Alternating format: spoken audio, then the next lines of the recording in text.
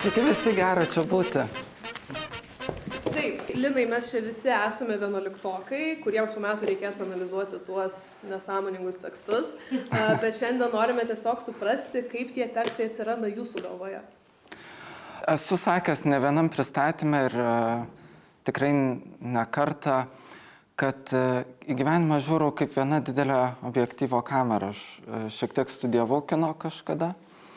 Ir va tas toksai kinematografinis žvilgsnis, tai va taip ir padeda surutuliuoti tuos tekstus, juos parašyti, gražiai apipinti metaforom ir pateikti skaitytojui.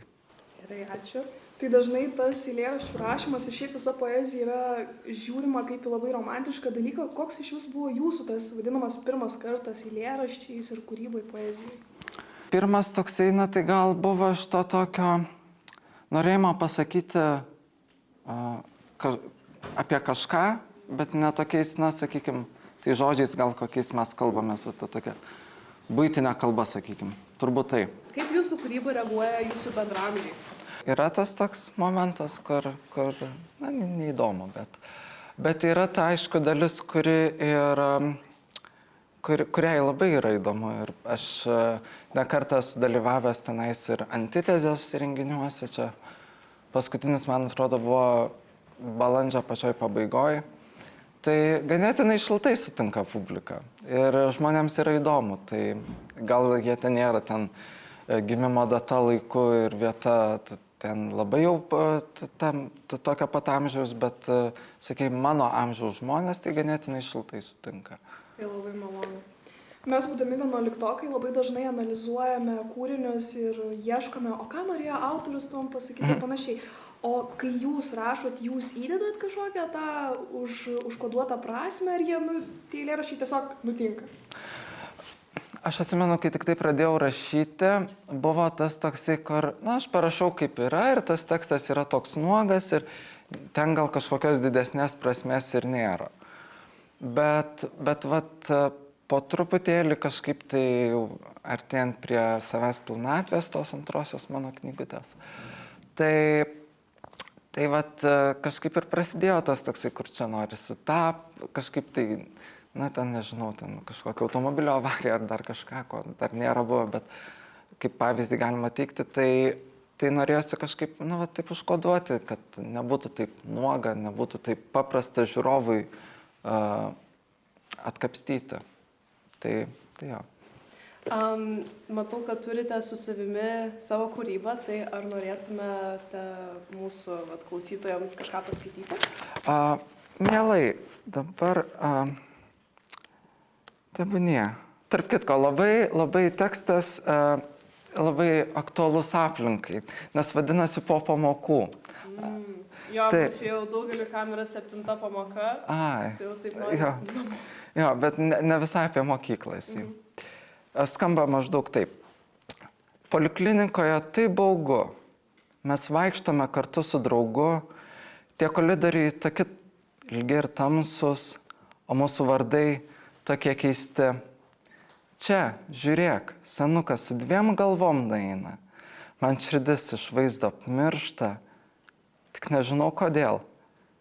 Bet tave pamiršti aš vis dar bandau. Labai ačiū. Kokie vietoje jūs pasakytumėt, jums dažniausiai randate tą tokį įkvėpimą rašyti? Ar tai būtų ramioje gamtoje ar chaotiškame mieste? Anksčiau aš gyvenau, man taip atrodė, kad namai yra ten, kur tu prisiriši ir čia jau niekada nepasikeis ir niekada taip nieko kito ir nebebus. Ir jau tu iš tų namų nebeišeisi, tave išneš galų gale kažkada nors. Bet dabar kažkaip tai, nežinau, ar kad pradėjus magistrą studijuoti, teko ir į Kauną pasivažinėti ganėtinai nemažai, tai ar šiaip pasikeitė mano požiūris, bet iš esmės rašyti bent jau aš galiu bet kur. Kaip ir su namais pasikeitė santykis iš esmės, kur pasitiesi kilimą ar pasikabini paveikslą ar laikrodį, tai ten ir yra namai, tai su tavo ta aplinka irgi kartais atrodo, kad tenais tyloj, kuri ten spengia ausis, yra neįmanoma būti ir tu ten, aš ten noriu pabėgti, nes nei aš ten galiu rašyti, nei aš iš vis noriu rašyti.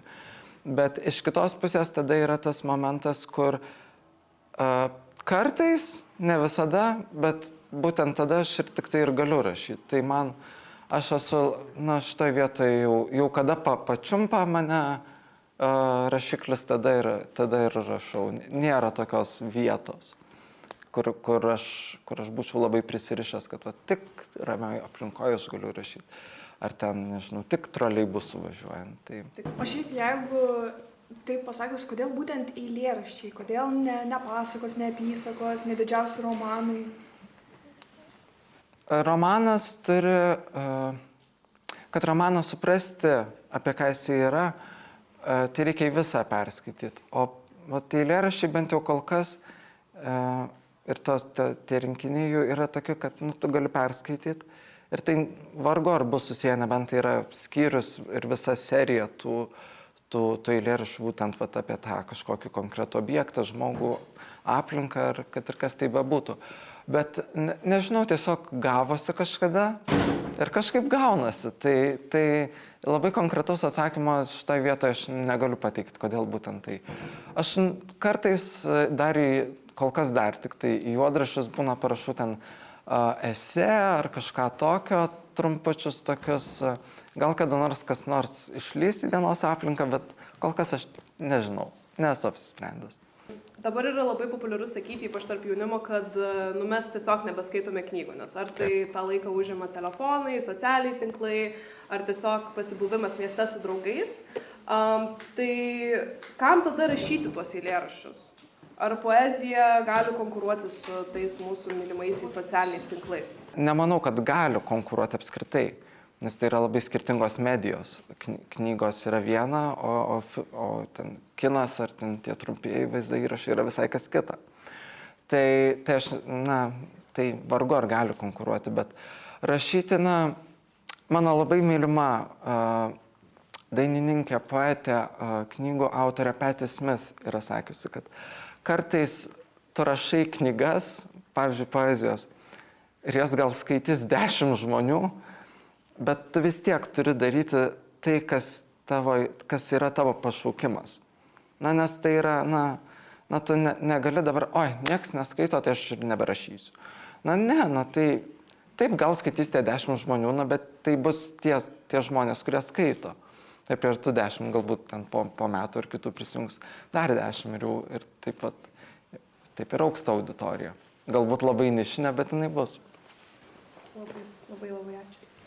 Mums kitais metais rašyti valstybinį brandos egzaminą, bet jeigu jūs atsikeltumėte šiek tiek į savo praeitį labiau, apie ką jūs rašytumėte tą 12 klasės rašinį didįjį? Apie ką aš rašyčiau? Kuo aš remčiausi? Galim ir taip tarti jo. Aš gal bandyčiau... Aš įsivaizduoju, kad būtų labai sunku remtis autobiografiją, bet aš mėgstu išbandyti save, kartais visiškai nepažįstamai teritorijai, tai rinkčiausi Jurgos Ivanauskaitės Viršvalandžius.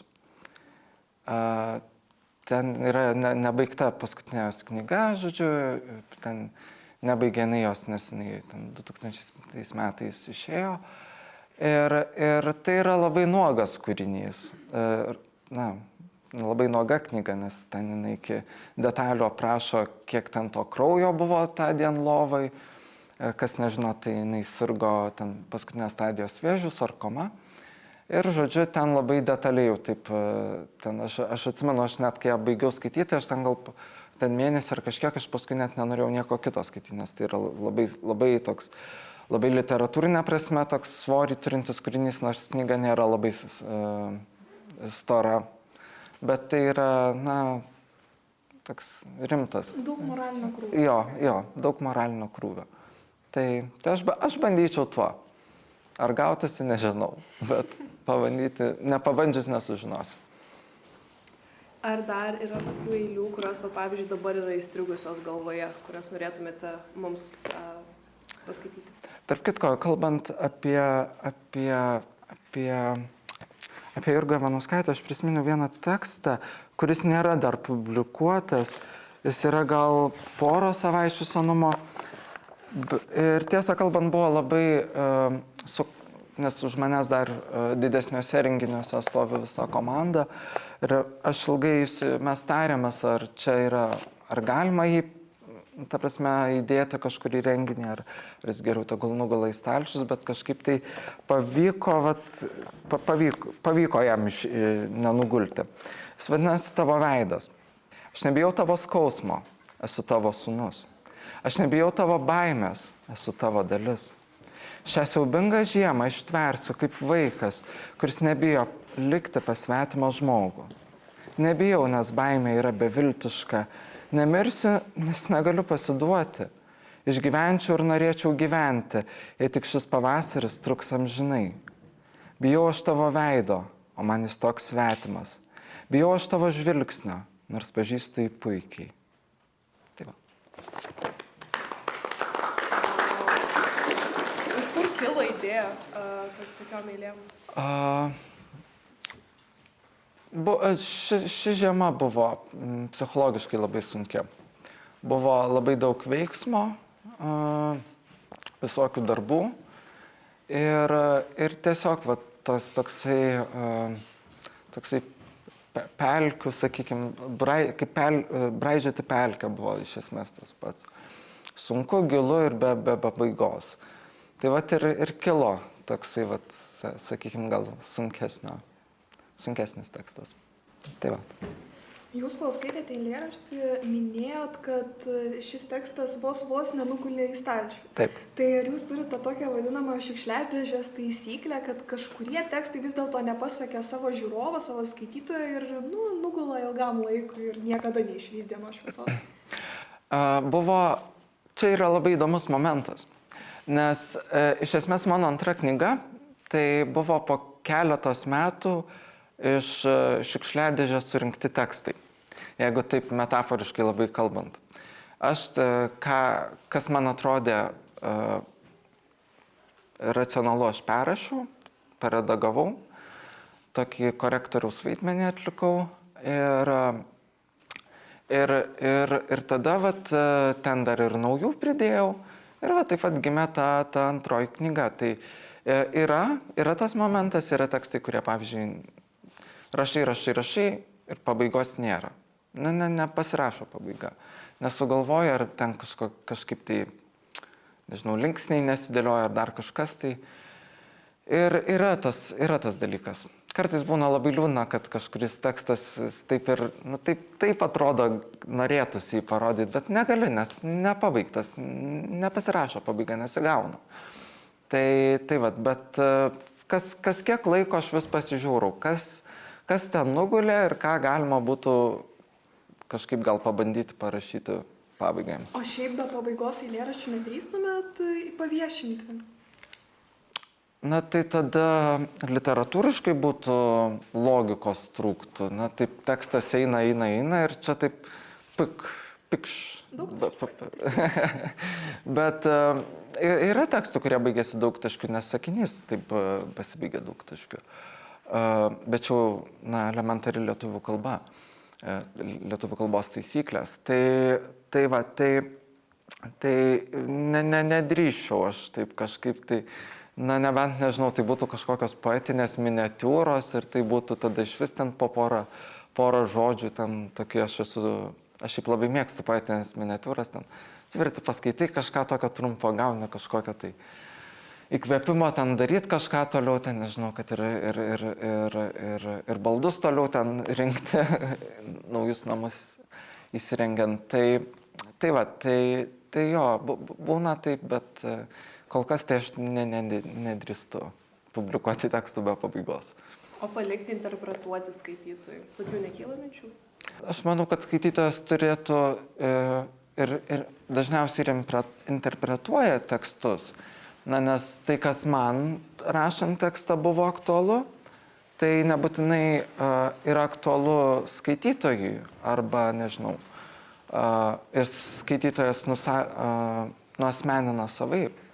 tai yra ir tas dalykas, kad man tai bus tekstas, nežinau, apie nelaimingą meilę, gal kažkam bus apie tėvų skyrybas. Tai žodžiu, tai skaityti. O tos pabaigtus eilėraščius, kad patys, pavyzdžiui, tie skaitytojai galėtų juos pabaigti. Kad skaitytojas pats tekstą galėtų pabaigti? Pavyzdžiui, mintise arba pats tam prirašytų kažko.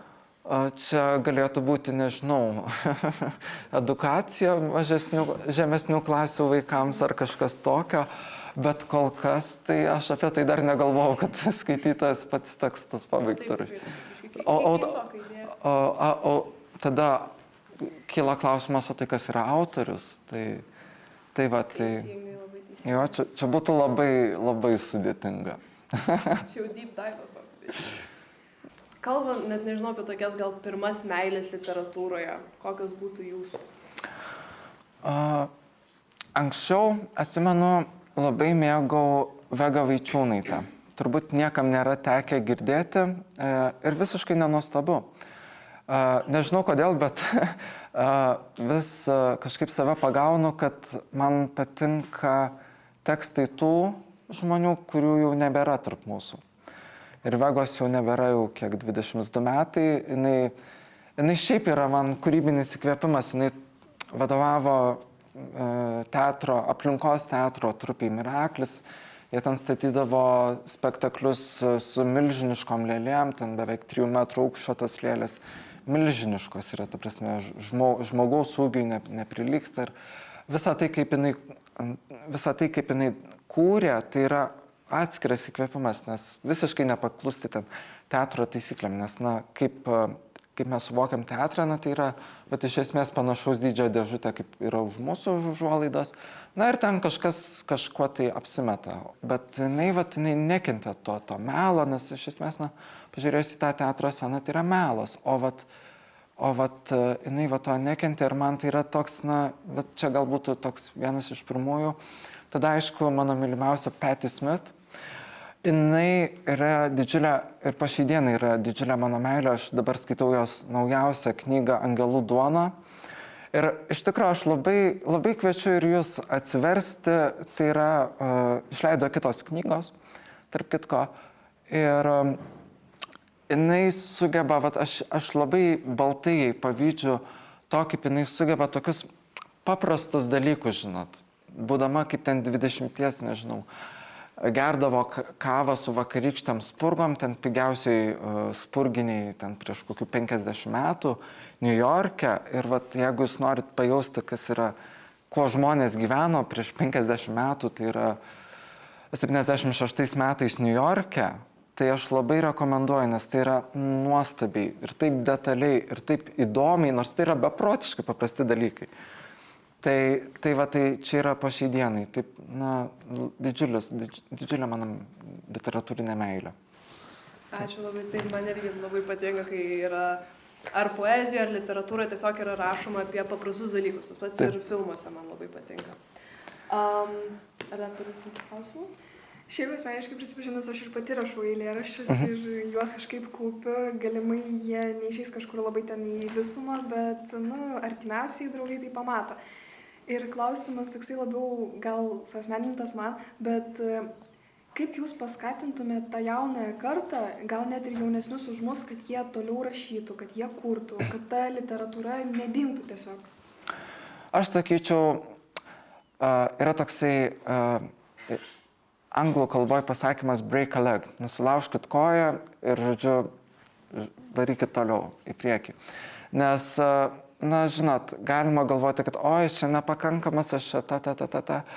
Bet iš tikrųjų, tai kaip tu kitaip savo patapsi pakankamu, jeigu tu nedarysi. Tai aišku, galima, ta prasme, gulėti lovą ir verkti, bet aš tai renkuosi tiesiog daryti. Tai aš siūlyčiau tiesiog nebijoti daryti. Niekas negimė mokėdamas, ta prasme. Tai čia tiesiog nebijokit daryti ir tiesiog break a leg. Tai žodžiu. Tarp kitko, tekstas irgi yra toksai, buvo labai ant ribos ir nebuvo aišku, koks jo bus likimas, bet Parašiau aš jį praėjusiais metais, pabaigiau rašyti šiais. Jis netrunka ten valandą ar kažkiek, aš jo neskaitysiu. Jis neturi tiek teksto, bet tiesiog užtruko jį pabaigti rašyti ir jis vadinasi Nebereikia. Ir visada būna labai nedrąsu dėl to, kokia yra pirma eilutė. Tau reikia išeiti, jau laikas. Tau nebetinka šis kostiumas ir tavo ta visa linksma šypsena. Margas kolibris man pakuždėjo, tą pasaką seną iš vaikystės albumo. Aš po truputį pradedu jausti, kaip iš pirštų galiukų man krenta tavo tie pigus paistalai. Kai bėgu toli nuo tavęs, galiu jausti laisvę ir laukinių mėtų kvapą. O kas vakarą vėl grįžtu ten pat ir sugrįžęs, gebu tik vėl bėgti, nepajausdamas, kaip netenku savęs.